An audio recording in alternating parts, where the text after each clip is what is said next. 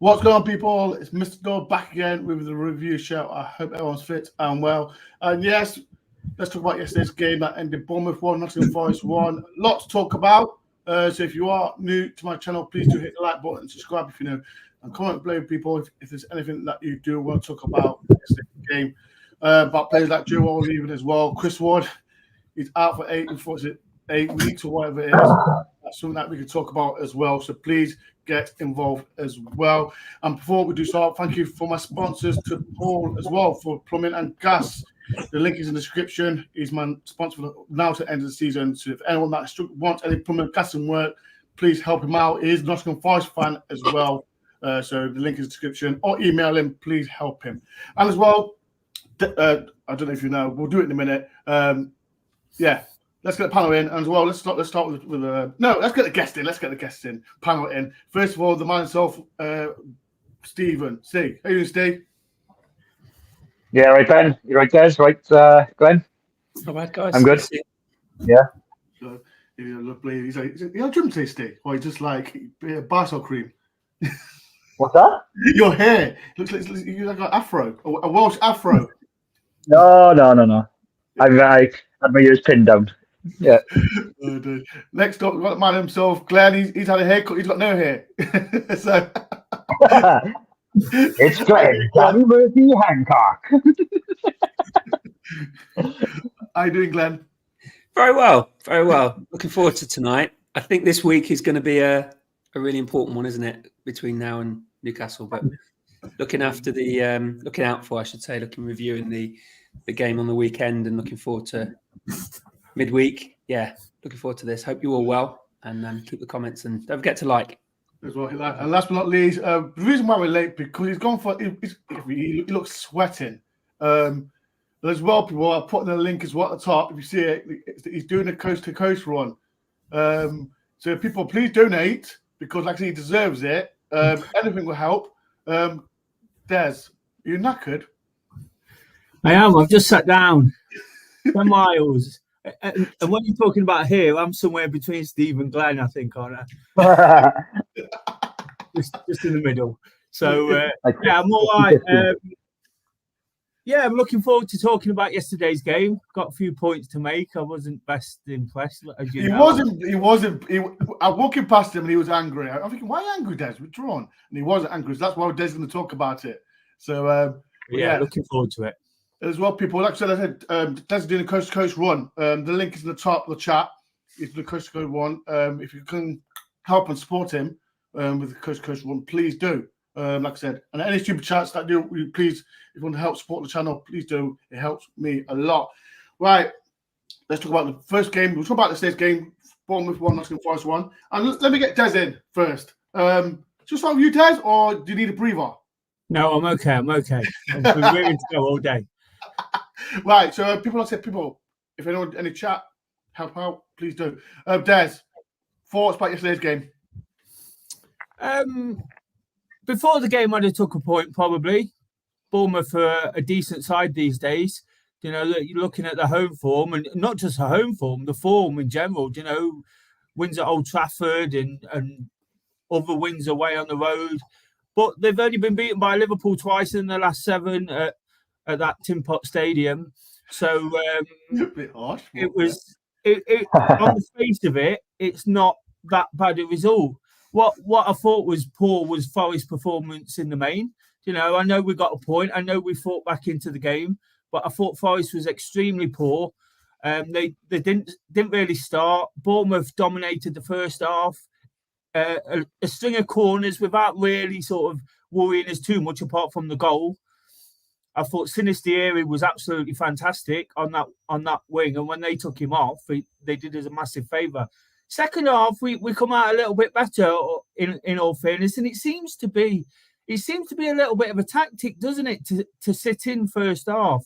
I'm thinking of the Newcastle game, the Man United game, and the Bournemouth game at home as well. We tend to be a little bit passive in the first half, and then all of a sudden it's all guns blazing second half.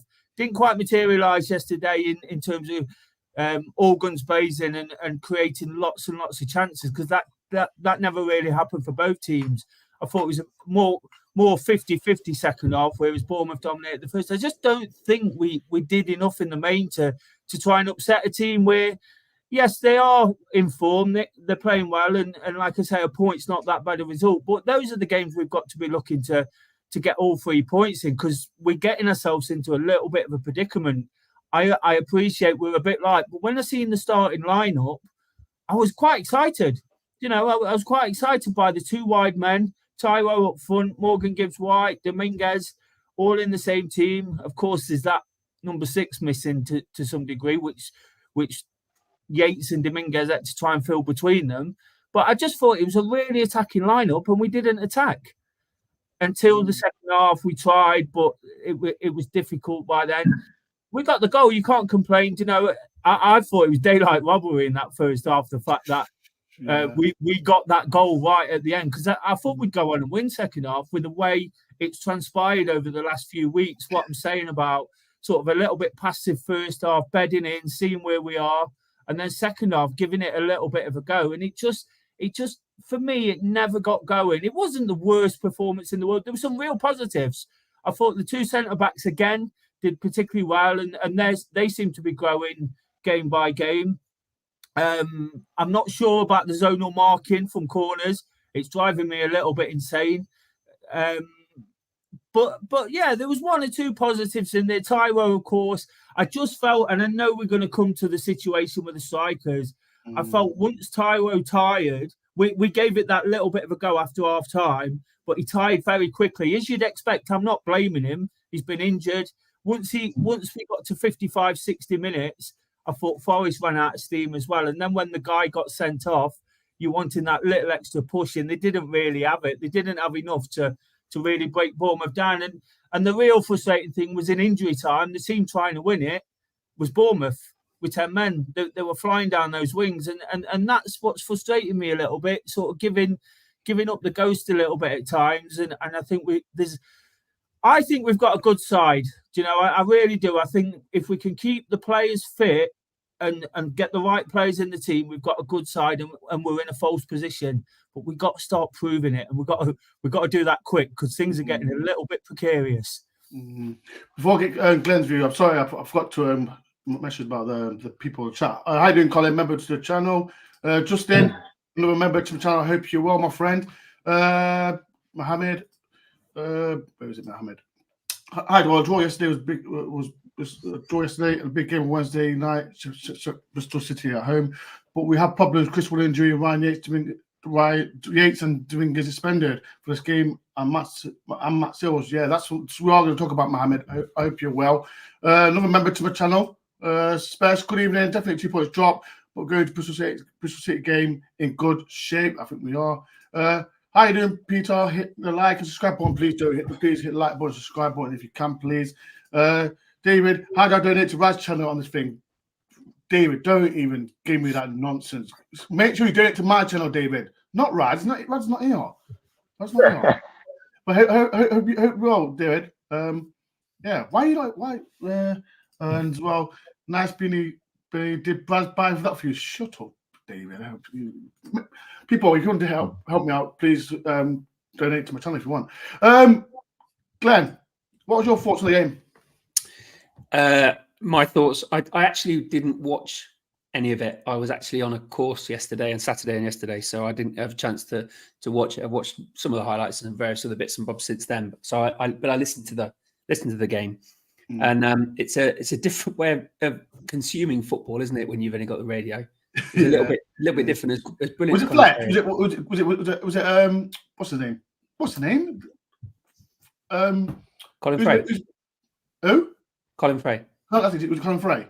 Yeah, it was phenomenal.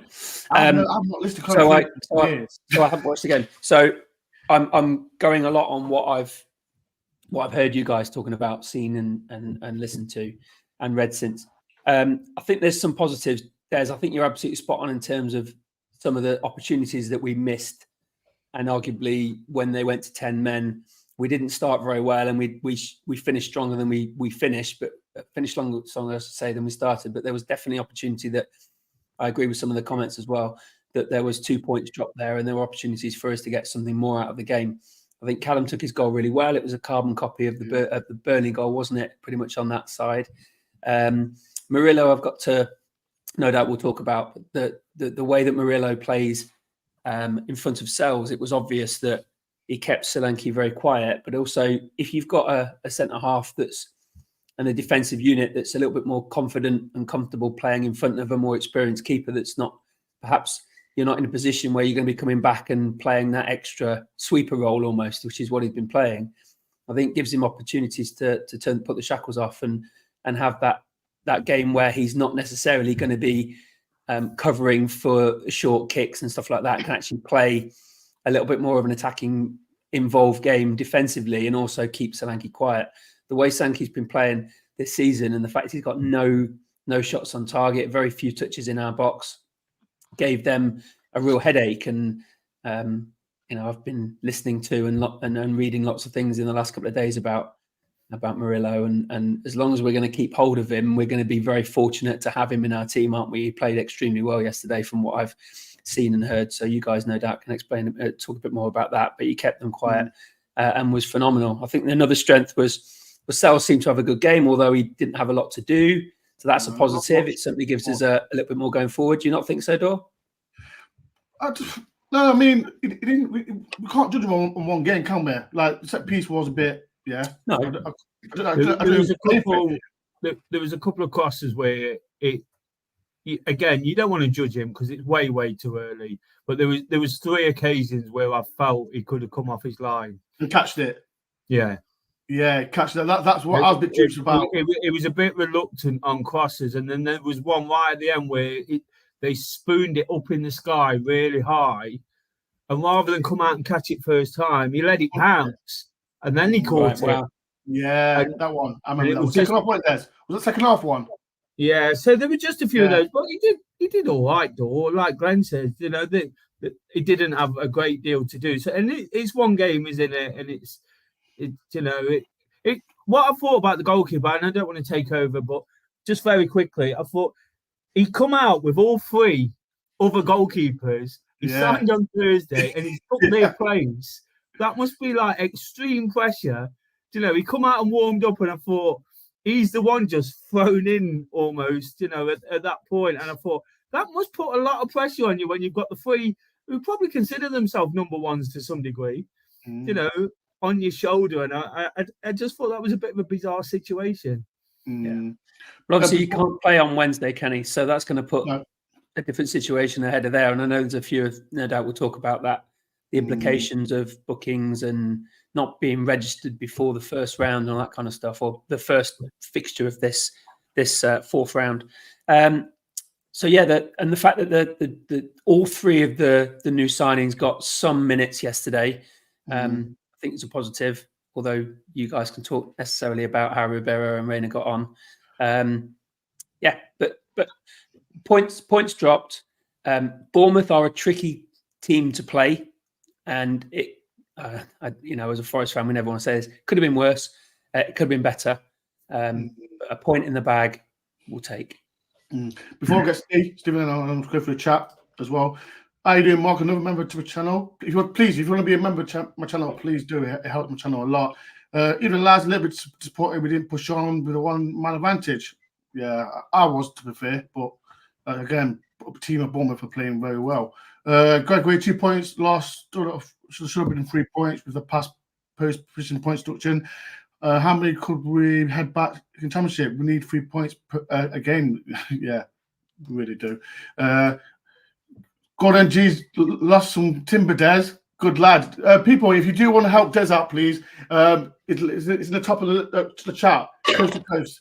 Please help him out. When is it, Des? When are you doing your run? In the 30th of August, I'm running 192 miles coast to coast. Oh, please do. People, if you can, please help Des. Like the link is, just click the link. Any pennies if you can. He has been running a lot because before we just started, he just come back from a 10-mile run. So even that, I need to start running, but I couldn't do 10 miles at this moment because I'm getting old. But I think I'm the youngest here. I think I am the youngest here because everyone's older than me. But I'm not going to let everyone's age. Not the best looking. Hey. That's a different kind of show.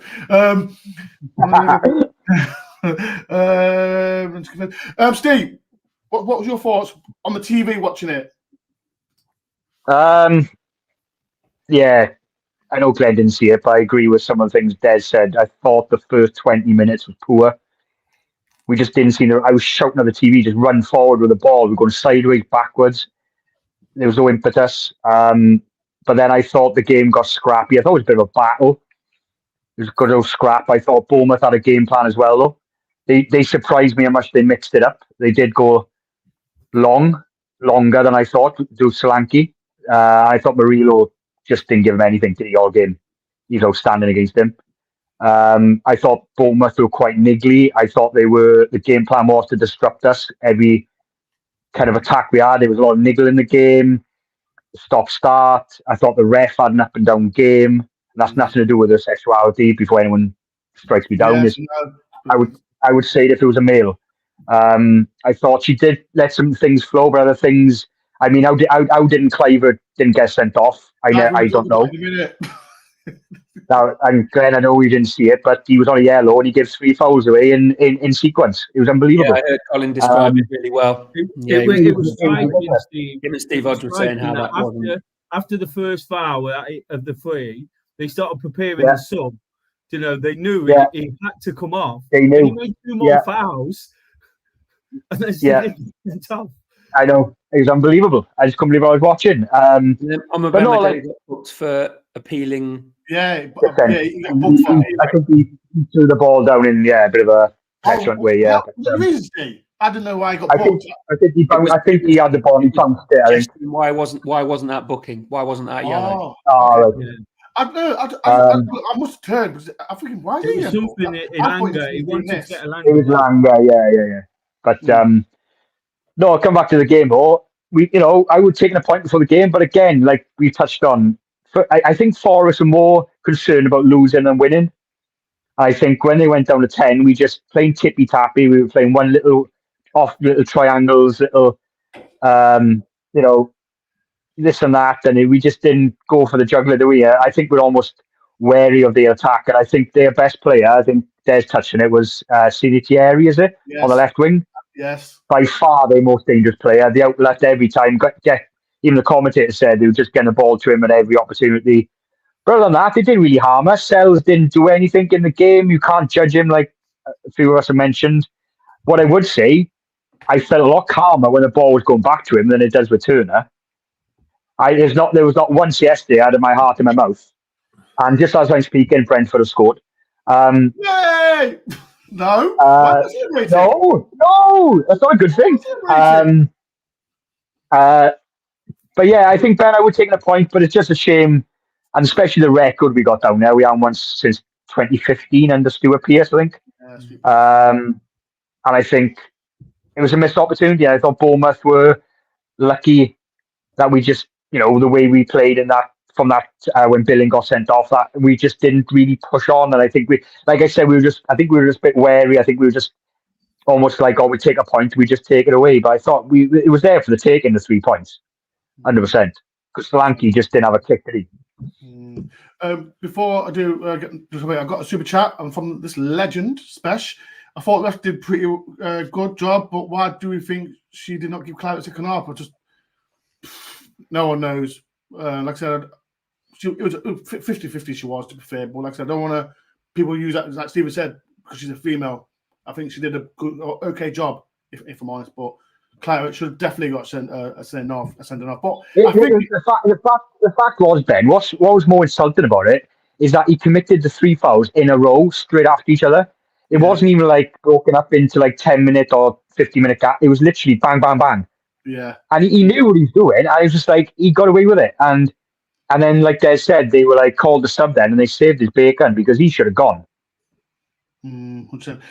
First, thank you for was it £4.99 as well? Especially if you can donate to Des. Oh, where's he gone? Make sure you donate to Des's thing as well. It's a coast to coast link. It's at the top of the thing as well. So people as well, please help out as well. Hit the like button as well, people. Taiwo Wani, I think Des spoke about it. I'm going to get Glenn about it. No, Des. Taiwo Wani, like first came back. Was you happy that he's come back? Me? Yeah, yeah. Yeah, so yeah. Oh, sorry, the dog's just. Yes, dog. He's back. He's back.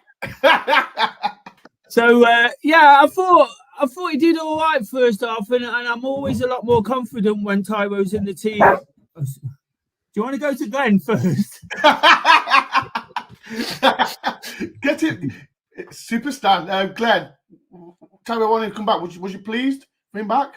I was, and by the sounds of it, it's got very little other option with Wood being. I've just seen that as well. With Wood being, Haaland could have scored in. There's a need to rush players back.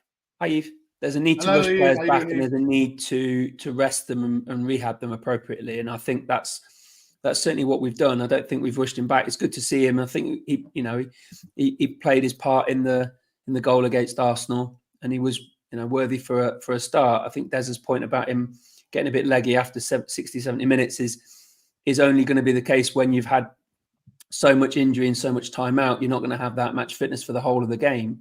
The fact that he finished the game is a positive, and the fact that he got himself into good opportunities. I think that through ball from Dominguez in the first half just showed how much he was ready to get himself in those positions. But it was obvious that by the time he took that first touch, which put the ball behind his right foot almost, and it was he didn't really generate the power, did he? He couldn't move on to it. I almost wanted him to cut back on the ball like he did at Crystal Palace last season, if you remember, where he played that through ball from Morgan Gibbs-White, that he turned a couple of defenders before he shot across the keeper. I think he was trying to play that skill, but obviously didn't have the ball, the position, and the ball in the right place, and was just not quite there on that final touch. But he gets himself in those positions a lot, and he's the way that I can't remember who was defending against. I saw that in a little bit of a replay, but he certainly seems to be. The defender stepped off him because they didn't want to foul him where he was, and played around them really nicely. So he got himself into good positions. He took that goal on against Arsenal really well as well, didn't he? He took a great vision for that. So more of that, the better. I think that'll only come the more he plays, the more he's deputising or whatever for Wood or Ribeiro gets involved. He'll be in a position to get himself match fit, providing he's not pushed too much too soon. And as a recurring injury, because he does have that sort of the instance where he can get himself back again and start scoring some goals, and then it can all start falling apart for him. So I really do hope that the rest of the season involves Tyro, and we don't push him too early to get himself back in to cover players that are now injured again, and puts himself back again. But positive from what I've seen, heard, and read. There's another player that I thought he started poor, but then he slowly, gradually getting better. Dominguez in that role. When Bournemouth scored, Dominguez started getting his foot in and started slowly getting better and better. What was your thoughts on Dominguez? Do you think he's the right person to play alongside Yates? Or not? I mentioned at the top of the show that I was quite excited by Forest's lineup, and that was mainly because Tyro was in. I will come to the question you asked me. Just quickly on Tyro, I just feel a lot more confident when he's in the team, because I think we're going to play higher up the pitch, and that would suit Dominguez. Should we have a number 6? But unfortunately, we've got one in Africa and one we've just sold. Who's been playing that role. And I think that's why we were so poor in the first half, because I think Yates and Dominguez struggled to adapt to the more defensive midfield role. We used to think of Yates as a bit of a defensive type player, but he's not that player, is he? And I think Dominguez really, really struggled. Yes, he got about the pitch because that's what he does. He gets his foot in, he gets all over the place. But I've seen him now in a couple of positions off the right-hand side, and as what's his best position, Des? What do you think his best position is? What do you think his best position is? His best position is at top of the midfield, pressing the ball. That's where we need him. We need him pressing high up the pitch. Because he's got all that energy and all that sort of drive and determination. I don't like him off the right-hand side. I think he's ineffective, and I didn't really like what I saw on Saturday in that role, sort of a little bit deeper, but. like you say, fair point you made there. He grew into the game and he gets about. I think with selling Mangala and until Sangare comes back and hopefully Sangare's form picks up, I think Dominguez is going to have that role to play a lot more. And if it is new on him, he didn't do that bad in relatively speaking. So yeah, it was okay, but I think Bournemouth probably capitalised on the fact Forest didn't have anyone to move the ball quickly in there, and he's passing. You know, sometimes, and we know with Yatesy, you know, he's not the most technical. With both of them sort of in there, we were struggling to get it through the midfield. It were very, very negative and defensive passes. The amount of times we went back, Steve touched on it in that first 20 minutes. I was pulling my hair out. It was driving me insane that the way they were going back to the keeper and the fullbacks and just naturally, because of the type of players they are and they're not the most sort of gifted on the ball, the natural reaction is to go defensive. And that was putting us under a lot of pressure. So, yeah, he did okay. You know, we're having to coin a Billy Davis, round peg, square pegs in round holes, you know, that kind of thing until Sangare comes back. But yeah, it was just, I'd like to see Sangare come in and actually pick up his form and cement that place and become the player that we'd hope we signed. And then you get a lot more from Dominguez higher up the pitch, especially with Tyro on the pitch as well, who's pushing him even higher. I think that's what Forest need to do ultimately, is start winning the ball back higher up the pitch, because we did it a few times. We did it a couple of times towards the end of the first half as we started clawing it back in.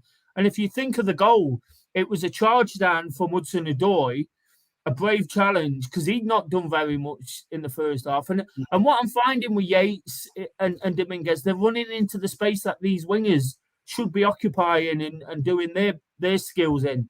And it's just all a little bit disjointed in there. So I think, yeah, if we can win the ball back higher up the pitch, we're not going to have to rely on defence and those roles just as much. So, yeah, it was all right. 6 out of 10. 6 out of 10. Before I get Glenn, I've got a super chat from the legend himself, David. Off to work, lads. We'll back you later. Dore, I hope this help will find being invited. Des, you look great.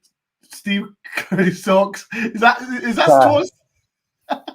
Yeah, that's my Australian friend, isn't it? Oh, what? Yeah. Is that our Australian friend? Yeah. David, yeah. It's a wrestling reference. And hello, Glenn. I mean, Danny Murphy. I think I come out that comment pretty well, didn't I? Oh, what? I think I was the only one that come out that comment pretty well. I know. Hey, dude, come on, man. You got a fiver. Treatment. You got a fiver, Dore. Thank you for the fiver. I think he's donated towards your coast as well. People, please do it if you can. There's 42 people in, and people on Facebook as well. Help out Des with his coast to coast run. It's massive, because he's just done a 10 mile, and he's been doing a 10 mile every day, if you can tell, with sweat. So people, please help Des out if you can. Thumbs up as well if you have to. Stephen, you know what? Des touched on Campbell Hudson-Odoi, and his goal, fantastic as well. He's been getting lots of stick, but again, he's always getting two players stuck on him, and it is difficult for him. And I think it was the Brentford game. I had someone behind me giving him stick so much, but he took his goal well, and that it gave him confidence, hasn't it? Yeah, and I think with Hudson, I've always been a fan of him anyway. I was a fan of him at Chelsea, but yeah, he's very direct, and I think, and you make a good point about him being doubled up. A lot of the games I've seen him start, and during the game he's been doubled up on. I think that's respect to him, because people see him as a threat. But for Hudson-Odoi, I think he's going to be one of them players for us where, in certain moments, he can do something like that. He may not be consistently good all the game, but if he can just come up, like the Burnley game, if he can just come up with a goal like that out of nothing, you can't ask for much more. I mean, for the price we paid for him as well, what do you expect? We haven't paid, like Man United paid £90 million for Anthony, and he does nothing. We paid £8 million for Hudson-Odoi, which, he's scored 2 goals now, and he hasn't had a real good run of the team. He got injured, but he took his goal well. Like Des said, he went for the second challenge, But coming back to the challenge, what Billing done on him, I mean, that's bordering assault on a football pitch. I mean, Glenn, I don't know if you've seen it, but it's absolutely. And this is I like saw it I'm kicked out, like and you. didn't even try and get the It ball down through right down the back, right down the back of his Achilles, and I mean that could be, shorten his career by, it is from my angle, after the second, I think, what a dirty tackle, and then where's it was well deserved.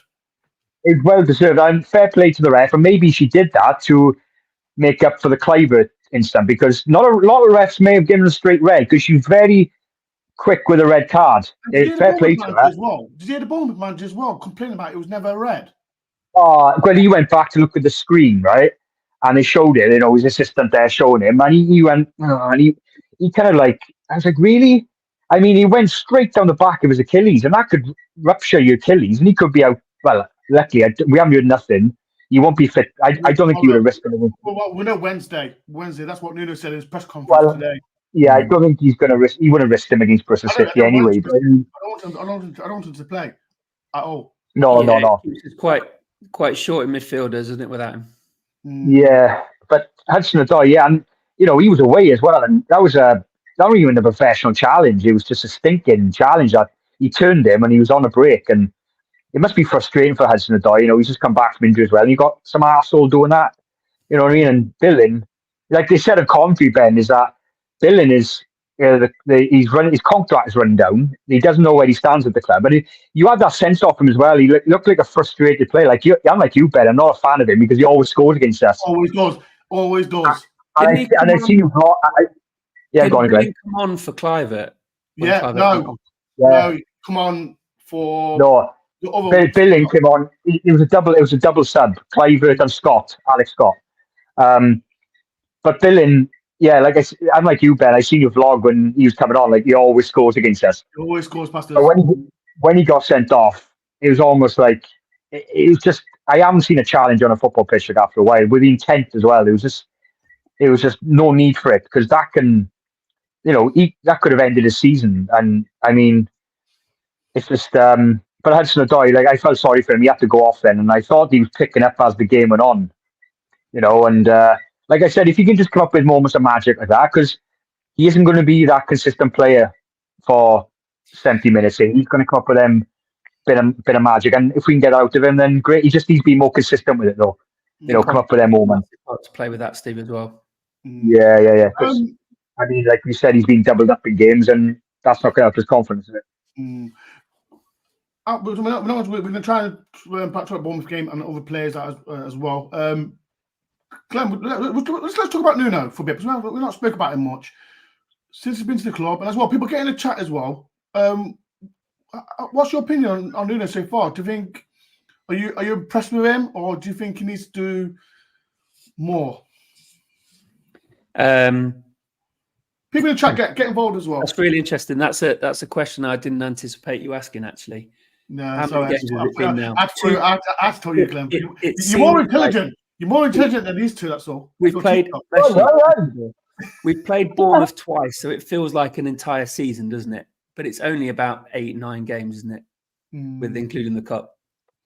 There were a lot of comments earlier in the week and after the Arsenal game saying, in response to some of the Cooper out brigade, saying how little progress has been made since, and I don't necessarily agree with that. I think he's come into a club that has had more players injured or unavailable to be selected than in terms of AFCON than any other Premier League club. You've got a situation where he may or may not have been aware of any profit and sustainability deductions before he came in.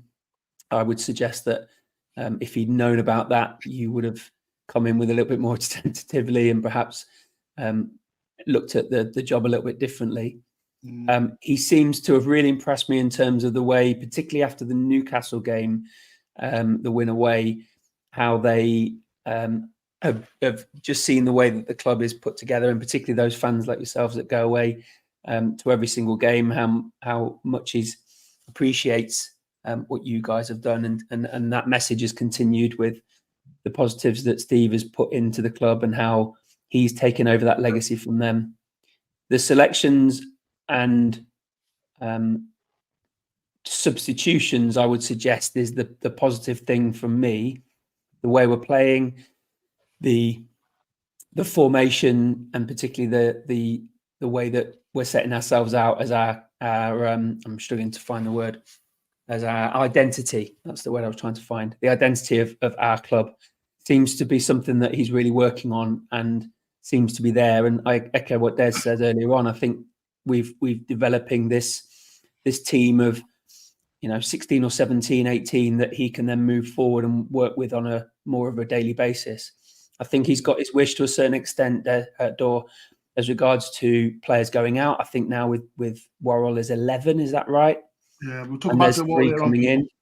So he's certainly working with fewer people on a day-to-day basis, and that I heard Colin Frey talk to Jacko over the weekend, talking about how the 27-man, 25-man squad may well put together now, not including those under 21s. So he certainly seems to be in a position where, and I did hint at this actually about 3 months ago, I wouldn't be surprised if the ownership make a decision earlier on in 2024 and then give whoever it is the rest of the season to look and try and prepare for the next season. And that certainly seems to be something that they've done. I think he knows who he wants on a regular basis. So it was really interesting. If you've seen the press conference for the game midweek, he seemed to be very, very cagey about one or two questions, particularly about Wood's injury, particularly about how available Callum Hudson-Odoi would be. And one question was asked about whether he knew his starting 11. Do you remember the answer? He basically said, "I'll never know." And he was almost very kind of, "Why are you asking me that question?" And I've not seen him do that before, but he certainly seems to be in a position to have very, very quickly found out who his preferred back 2, 3, including bringing on Bamidele in. That was a really brave move, and he seems to have shone there. He certainly seems to know who his preferred 2 or 3 in midfield is, although perhaps going forward with Sangare, like Des said earlier on, he just needs to step up. He may well then have a clearer idea as to who those players are, and obviously until the summer transfer window opens and players come in or out, he won't really have any more choice as to what to do. So to answer your question, I'm pleased with the way he's come in. I think he's making a really good job of it. I think certain situations are out of his control in terms of the number of players that are injured or now cup tied or unavailable for this game in midweek, and how many players and when their availability is in terms of coming back. I think it's great that some of these players are now available coming back from AFCON, and he's certainly be able to get them involved going forward to the West Ham game, by which time hopefully everybody's back. 100%. So yeah, I'm quite happy with the way he's come in and what he's done. I don't know how little or more Cooper would have done at this stage, though. That's only a discussion we have a different time, I guess. 100%. Before we talk about something else, Des, and the new signings, Gino Vienna, we spoke about the goalkeeper, and who else was it? What's Portuguese? Ribeiro. Des, what's your thoughts on them when them two come on? People in the chat as well. What's your thoughts on them two coming on? Des? I'm not sure. Again, it was a difficult game, wasn't it? With Forest not playing particularly well as a team, it was hard for them to come into it. I thought Reina looked like he looked more of a presence on the pitch than perhaps Hudson-Odoi does at times. And I'm not quite sure what position he came on to play, but that was moving a lot, because part of the problem for Forest was a lack of movement, from those players up front. So I think Reina, he was coming inside, almost sort of becoming another centre midfielder. He was playing out wide. So that sort of bodes well in the sense that he's interchanging the play. Ribeiro, again, he just not much to sort of judge them on what was there. They look big physical lads who could get stuck in. And if he's thrown them in, obviously we knew Rayner was going to sort of be in and around the team. But if he's thrown the Ribeiro in at 18, I think a lot of people thought he might go into the under-21s, and I think that's probably a bit of a myth that he's probably gone and got him because he knows there's a bit of talent there. So I think it might be. What's his space with those two over the next couple of weeks? It'd be interesting to see. Well, they can't play against Bristol, can they? But it'd be interesting to see over the next couple of weeks how they progress and get on. When Ribeiro come on, I'll be honest. I know it's his first game. He's 18, different environment. I thought he just looked lost. I thought he really looked lost. Playing, was it right wing? But he was out of position. He was. He's out of position, but it's his first game. I think we'll see more against him on. Well, there's a comment there, Dor. So, especially Des, do you think that Bournemouth playing style made the game scrappy? Absolutely. I think that's the team they've become, isn't it? They've become almost a seasoned Premier League team all of a sudden, from being a bit of a weak link, a bit powder puff to some degree, and easy to beat. They've become this scrappy fighting team. We saw at the City Ground. There was some real tackles going in the midfield. I don't think they've got much quality in the midfield, but they've got a lot of fight.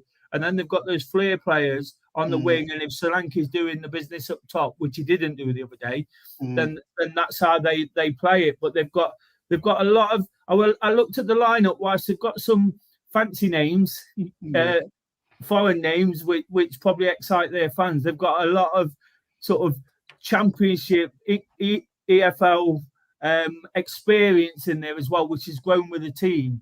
And I think absolutely they made it difficult for Forest. So when talking about the young lad especially, and Rayner and Tyro to some degree because of his lack of fitness, it made it really difficult for Forest to really put pressure on, especially later in the game. Before we're trying to touch on other things as well throughout the chat. There's about another 20 minutes to go, so we're going to touch on like people like Worrell and Chris Wood as well.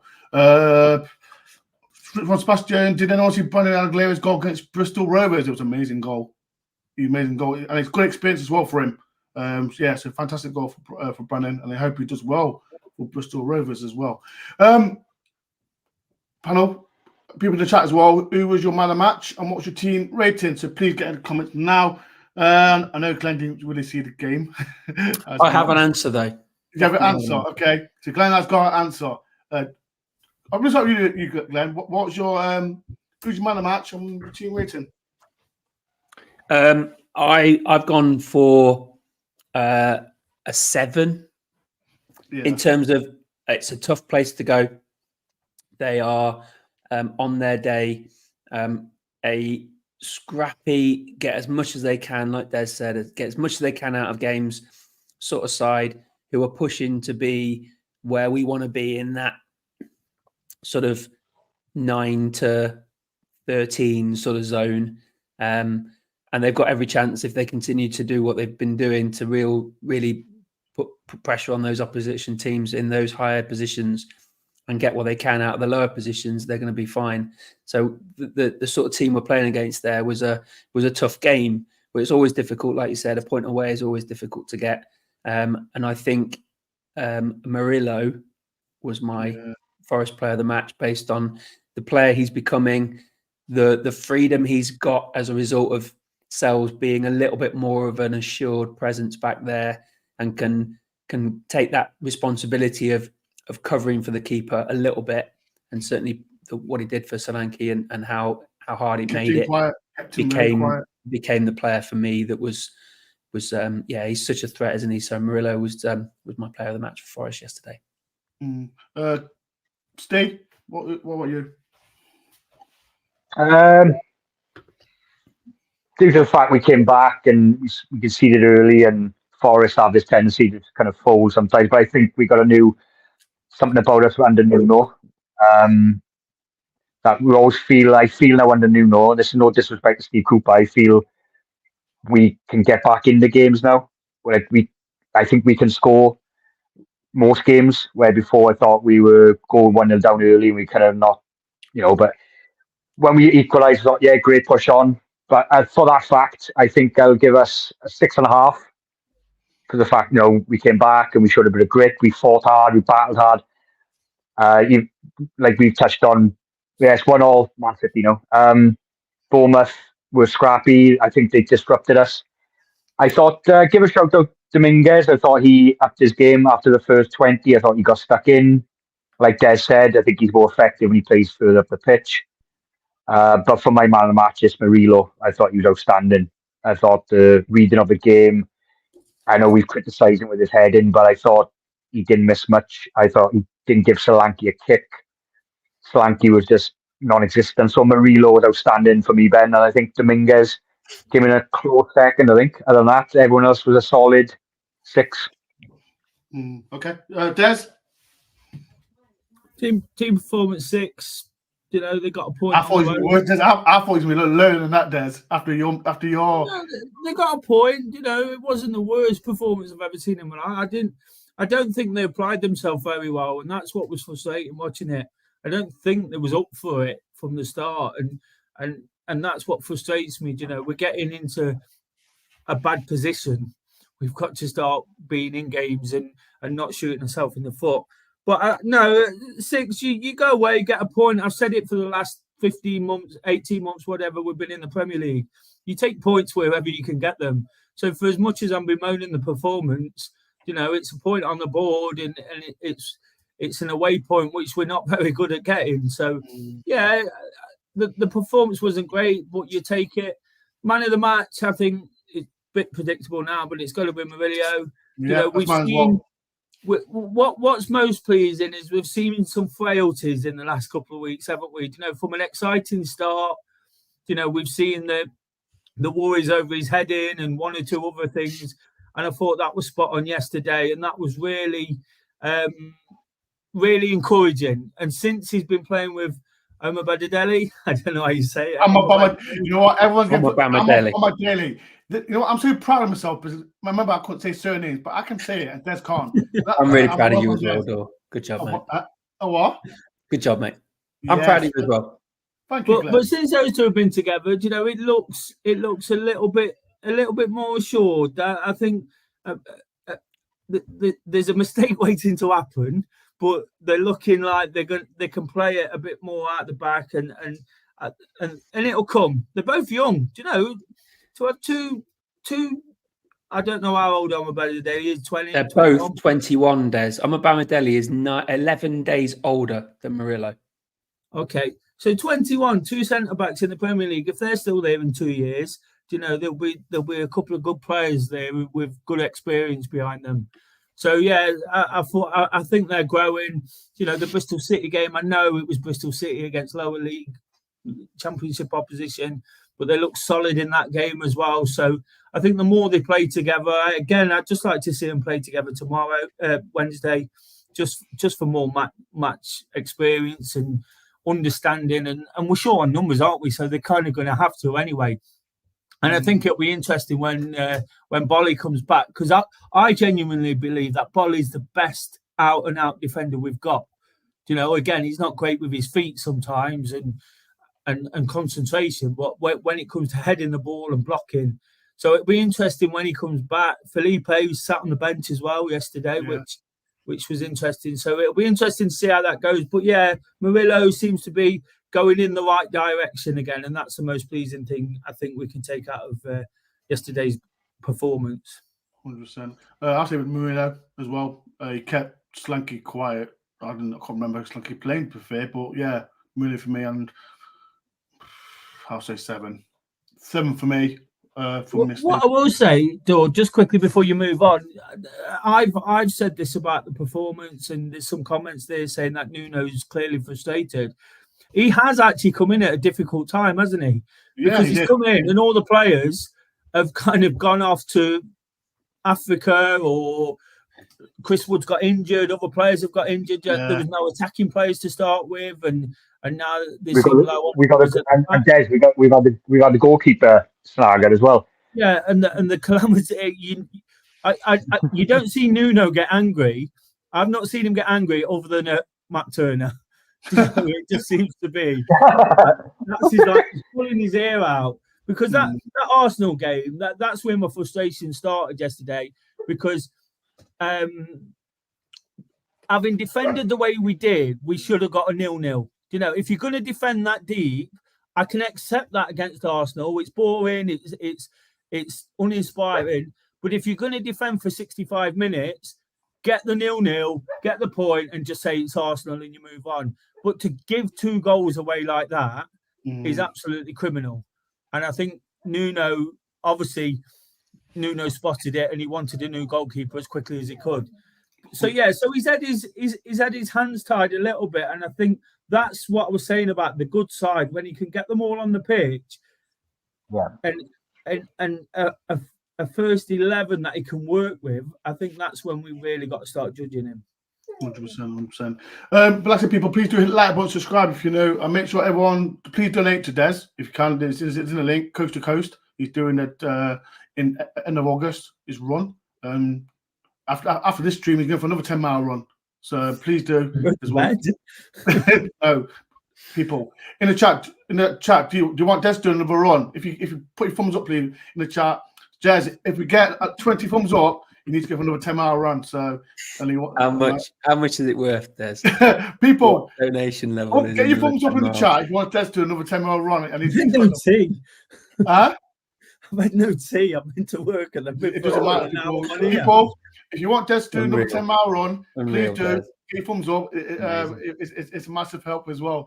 Shout out to my sponsors as well. Look at the comments now. As well. Shout out to my sponsor as well. Where's that emoji? To my plumbing, gas and plumbing as well. To David.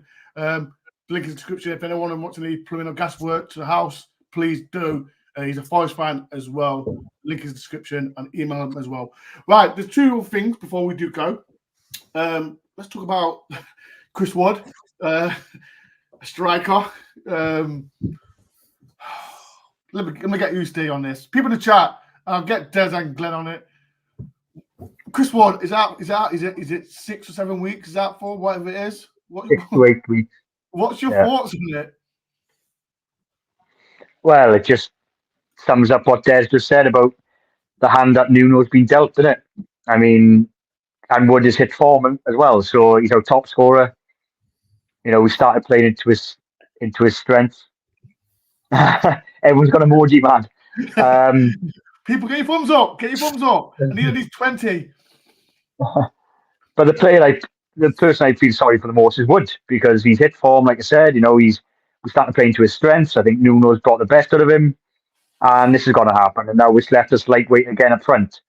You know, we've left with Taiwo now, who is vulnerable to an injury. We've got this young lad from Portugal who's only 18. Origi is still on our books, but then is he still carrying knock? And then, you know, looking at it on face value, is if we had gone through with Akpom in January, would it have been a bad thing now? So, I got a cameo now for Evie here. Who's that, Steve? That's Evie. Evie, get her on. She's gone now. Evie. Just tell her to put a thumbs up. That's all you need to do. Put your thumbs up. Thumbs up. That's what you need. Well done. That's it. There she is. But come back to the same, Ben. It's just we've left us lightweight up front again. It's just our luck. I mean, you know, everyone goes on about all the signings we've made, but half the time, half of them are either injured or unavailable for other reasons. So again, it just worries me now that, I mean, is any free agents out there we can get in? Could it get that desperate? I mean, it does make you think. You might have to dip into the free agent market because Origi. Yeah, I mean, on a serious note, like Taiwo, he's a great player, but we all know he's prone to an injury, and it's really worrying that. I hope he doesn't happen to him, but we just hope he stays fit and gets fitter, and then hopefully Origi comes back and we have to see his loan out now because there's rumours he was going to go. That's it. People, get your thumbs up. She stood next to me in the room. I'll save you some cash in a bit, Des. Sorry. But yeah, Ben, it's just unfortunate timing, isn't it? And for Wood as well, because I mean, what's 8 weeks? You're looking at the end of March, but then he could do a tie war last year. He could score the goal 60%. What about Dwight Gill? He's on a free transfer. We've been linked with him for the last 10 years. Get him. Yeah. So, thanks for that. Well, the last time we signed a Newcastle striker, which is Woods, because he's done for us now, so we'll go for it. Imagine getting Dwight Gill and starting against Newcastle, scoring a hat-trick. That'd be amazing. That'd be amazing, wouldn't it? But yeah, me personally, I think it's a bit disappointing, to be fair. Yeah. I'm just worried a little bit with Matt Fitch on Tower because he is injury prone. So just hope there's a lot of weight to put on that. I know Rodrigo or Ribeiro is his name. Yeah, Ribeiro. I mean, so much pressure on 18-year-old in the Premiership, is. I know there are some young Premiership strikers out there, but 18, new on his short, new to the league, new to these shows, and it's a big ask. But just hope that Taiwo stays fit, and if Origi does come back. Another player that has gone, has left the club as well, and it's been 50-50. I'm going to get Glenn and Des about this, but Joe Worrell. Me personally, I know he's gone out on loan, but I didn't like the statement on how it is. I don't know if people's read it, and I just don't think he'll play for Forest again. But Glenn, and people in the chat as well, how do you feel about Joe Worrell? What's your thoughts on Joe Worrell, Glenn? What was the statement? About him going out on loan. We can confirm that Joe Worrell has completed a loan move. The Turkish side have the option to make the deal permanent at the end of the season. Is that what you mean? Yeah. What do you think is a bit weak statement on that, or because he's not going to play for Forest, is he? Just people in the chat as well. What's your thoughts on Joe? Yeah, you're right. It is a difficult situation, isn't it? Particularly if Forest are going to be a Premier League team in 24-5. It's going to be more and more of a situation where, with others coming in, like I said, with Omar Bamidele, Murillo, Bolly, and others, he's not going to be even in contention of getting a bench place, and no player like that wants to be in that position where they're working really hard all week and are not even getting in, not even getting shirt for the weekend. I think, while we watch another academy graduate get into our first team and become the captain of his local team, we want to be, as Forest fans, don't we, and Nottingham people, we want to be supporting our own in terms of developing that talent into that team. And there's a ceiling that would appear in Joe Worrell that we are developing more and more of a younger talent from outside of the club. And that's inevitable, isn't it? As much as we're spending comparatively very little on these players, was it 10 million on Murillo, 14, 15 on Bamidele, not very much on Felipe and Bolly, where we're then having that more and more of a challenge for Worrell to get in. I think you're right. It's going to be more and more difficult for him, absolutely, to get back in the team. And by the sounds of it, he's gone for a club that he would be prepared to play for over and above. We were talking about this before, Steve, weren't we? Over and above the likes of the Chef U, who, by the sounds of it, would still give him Premier League football, but would not necessarily be the club that he would be his first or even second choice. So by going to Besiktas, he's got a different style of football, different lifestyle, no doubt, in a completely different country. I wish him all the best with it. And my lasting memory, just to finish with that, as disappointed as it is that he's not going to be around for the rest of the season, right? That performance that we saw him and Bolly and McKenna play at Stamford Bridge this season, was my lasting memory of him. It was a real critical point in the season, wasn't it? It was just after the window closed and they were playing for their lives, knowing that Murillo and Omar Bamidele were coming in. And the way they played in that game was absolutely phenomenal and was critical in that win on that day. So no, he was. He's been a massive player for our club. He's got a lot of flack, and he deals with a lot. How he manages certain situations in terms of the flack that he gets. But he wears his heart on his sleeve, he wears his heart on his sleeve, and is a real supporter. And I hope he'll continue to support the club, whether he comes back or not. I wish him all the best for the rest of his career, and that performance, obviously, the way he lifted the trophy on the steps of the council house that day, and how he played against Chelsea. That will be my two lasting memories of what was a fantastic clubman and a captain. And I wish him all the best with it. Last but not least, Des, what's your thoughts on Chris Wood or Joel? Well, Chris was going to be a massive loss, isn't he? Because Taiwo can't play 90 minutes, even when he's fully fit. The nature of his game is all action and all out for 60, 70 minutes. He's barely ever played 90 minutes, and he come back and played that yesterday. So Chris Wood, we need him, to come off. And if anything happens to Taiwo, we know he's injury prone, so that's going to be a massive loss. In terms of Joe Worrall, let's just remember what he did. It's not quite worked for him in the Premier League. I think from that, Glenn mentions the council house that day in Nottingham after the playoff final. I think from that moment, we knew there was going to be no sentiment involved in this Premier League wide.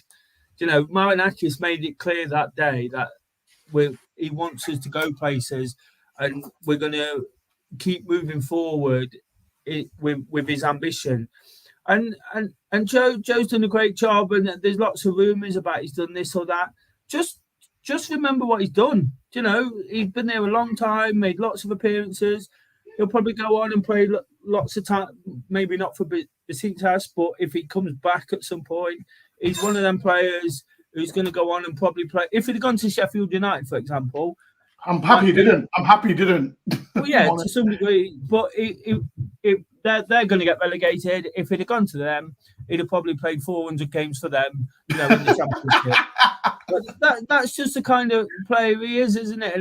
And it would have been an environment that he fits into. But I think it's a good move for him, because the Premier League's not quite worked to this point, has it? In his world, he might go over there, play well, and his stock might rise again. I think he's just been caught out a little bit for pace, hasn't he? And we've not got the quickest players at the back, but his lack of pace and sometimes positioning is just cost him. And I think there's a bit of an air around the club as well that we're moving forward, and I don't think Joe's a bad player. I don't think he's somebody we should have had out the squad for so long, because he's not that bad a defender. Let's not, just because he's not quite made it sometimes. There's some crap players in there as well. He's not the only one who's made errors and mistakes and things like that. There's some still in the team who are doing it. So I think they don't get called out, Des. That's the problem. I think they've been a bit hard, like the fans and perhaps the club have been a bit harsh in the way they've treated him. I don't know what he's done personally. I just think that the club are hell-bent on moving forward. And unfortunately, Joe's not part of the plan, just as Steve Cooper wasn't part of the plan, and one or two others, Scott McKenna, and these guys have served as well, got nothing bad to really say about them. Good things. If people really ask me, it'd be a good thing, but we move on, and that the club moves on. As a kid, I remember gutted at losing Stuart Pearce and Stan Collymore, and they were players, who you lost your shit over. To some degree, no disrespect to these guys, but we're trying to progress into a good team, and at the moment, we're not. From what I've said about performances, the last couple, and not being able to dispatch of Bristol and Blackpool, we're not playing very well. So we've got to find a way to take the club and the results and the performances to another level. And if that's without some of these guys who've served us so well for such a long time, then that's the way it has to be, because first and foremost, it's about Forest, isn't it, above anything else? Because it was there before them, and it was there long after them as well. 100%. Right, boys, I think that's it. It's been a great podcast. thank you everyone for this. Before we do go, I've got one more. I've got a super chat from Lefty, SCF Forest crew. Great chat, guys. Keep up good work, Ben. You Reds. Thank you for the £9.99. Much appreciate for that. Make sure, as much for my sponsor as well, PW, Plumbing Gas, for my sponsor to my channel to the rest of the season. If you want any work on your house or anything, the link is in the description as well. Email him as well. He's Nottingham Forest fan as well, top guy. He goes to every home and away game as well. So please do help him out and support. And as well, make sure everyone, before you do go, please support Des. Like he's done. I know I see him in the gym as well. I don't know if he's doing it. I think he's just picking a picture, like all everyone does, like pretending he's taking a picture. But I know he's doing loads of work as well. So I tell you what I do, because there's no chance I'm going out for a 10-mile run tonight after. Why? People, no, people, get your thumbs up. If I get a donation, I'll go out and do 10 miles again tomorrow. I'll back it. People, give Des a donation, and he'll do another 10 miles run tomorrow. I've just donated Des. Well, Glenn has people, so why did everyone else? I've already donated to Des, so you're not getting one for Des. Ben's already done it as well, so I'll do it. Des, I told at the Bristol game I'll do it. So yeah, people. So now I've got to go out and do 10 miles tomorrow. So please, as well, people. Before you do that, please. Sorry, Ben. Can I just come in front of a wall quickly? Yeah. If anyone, for good or bad, when anyone thinks of war, right? One thing I want to say: if anyone goes back and watches interview after the playoff final, right? Yeah. That guy bled Forest at that moment. You could see in his face how much it meant for him, for us to be back in the Premiership. Now, like Des said, whatever happened between him and Cooper, I think Warrow was unfortunate that this happened under a regime that was loved by the fans. Because I'm telling you, if this happened, say, under Chris Hughton or a more disliked manager, we'd probably just see it way more from Warrow's point. But there's been so many rumours out there from the Cooper-Warrow saga that some people are one side or the other. Going back, that game was on Sky only a few weeks ago where they replayed games from years gone by, and they showed Warrow's interview, and it just shows that how much it meant to him, for us being a brat in the Premier League. And it's just unfortunate, like Des said, that I think he's just been found out, and maybe it's not his fault. It's just I don't think he. Yes, Ben, I agree with you. He has been called out and he's been blamed for a lot of things, but I don't think he is quite the Premiership standard we were hoping he would be. Yeah. And it's just, it's unfortunate. But I wish him the best. But what I would say is just go back and see that interview, and don't see many players anymore with that heart. You know what? And that passion. You know what? And the thing about Jones, the best interview that he's ever did, I know that we mentioned the Wembley one, that was a really emotion. I don't know if people remember that the game, it was on, he spoke to Colin Frey, and he called out. What was it? He called out. Was it Bristol? Was that Bristol City? I think it was at home, wasn't it? We lost the Wolves away 2-0. And he did an interview, and he called out basically the whole team, and then he got basically kicked out for mentioning the players. Well, there was a game at home as well, Ben. It's just before Christmas. Was at home. There was a game at home as well at the City Ground. We lost. There was two games. One at Wolves that people need to see. I thought it was crazy, but then. And obviously the other interview when he said we played Derby, not Barcelona, which will go down in. That was another one. Joe, I hope Joe does well for Besiktas. And just he's done what. But the council one that was amazing from him. So we just hope we do that. Right, it's been a pleasure. Thank you everyone. Thank you, Des, Glenn, and Steve. Make sure everyone follows Des as well. Make sure everyone follows all the socials as well. I'll be back. I'm not going to do a vlog for Wednesday's game for Bristol. I might do a post-match reaction. Make sure everyone follows this donut because he does his reaction as well. And make sure everyone, like I said before, make sure everyone donates as well to Des. Like I said, he's doing his run, and I think how much weight you lost, Des, on your head? I've lost between 2.5 and 3 stone now. Oh, that's a lot. I need to lose some weight, man. I got called out since October. Since October. Bloody hell, I need to lose some weight on my head as well, man. I got called out yesterday by some Bournemouth fan. But in a joke though, in a joke way. But Ben, you vlog with Bournemouth. You don't say McDonald's. So you know what you're doing. You don't say McDonald's on the first bit, so you must have been there. So There's a nice chicken shop, and I'm cheesed up. It's a nice chicken shop. It was really nice. Seeing Danilo and Burger King and everything, wasn't it? Yeah. Listen, I don't want Bit to of a call trend. out people. Bit of a trend here, Ben. Fast food restaurants. Listen, I don't want to call out people out, but I love chicken, and I don't care what anyone Put says. your thumbs up if you want Door to do 10 miles tomorrow. I'm at work. You can't do that to me, Des. I'm at work, mate. So sorry. He was at work today as well, weren't you? I don't. Who Des? I don't care. No, Des got to do it because of his run. He's got an excuse. I've got an excuse. I'm working tomorrow, 8 till 8. So I'm not doing it. I'll do a 10. I will do a run because I've got to lose my weight and that. But Man City just scored as well. yeah, I've seen it 2-1. Come on, Man City. Who scored? Phil Foden again. Oh, Third and second goal. Legend. Right, people. Thank you, everyone. Right, thank you for the super chats from everyone. Thank you, Des and Glenn. I'll be back for the reaction video from the City game. I hope we win, so we can beat Man U. I want a cup run, so hopefully we can. Quarter final then. Yeah, and then we've got weekend. We've got Newcastle. Watch out for the Newcastle preview show as well for John. That's on Thursday, 9 o'clock. So look out for that as well. I'm on his channel as well. What? I just want to say thanks to Davey, who I know obviously through this channel, who makes lots of comments. He offered to pick me up from the airport in Belfast on Friday morning.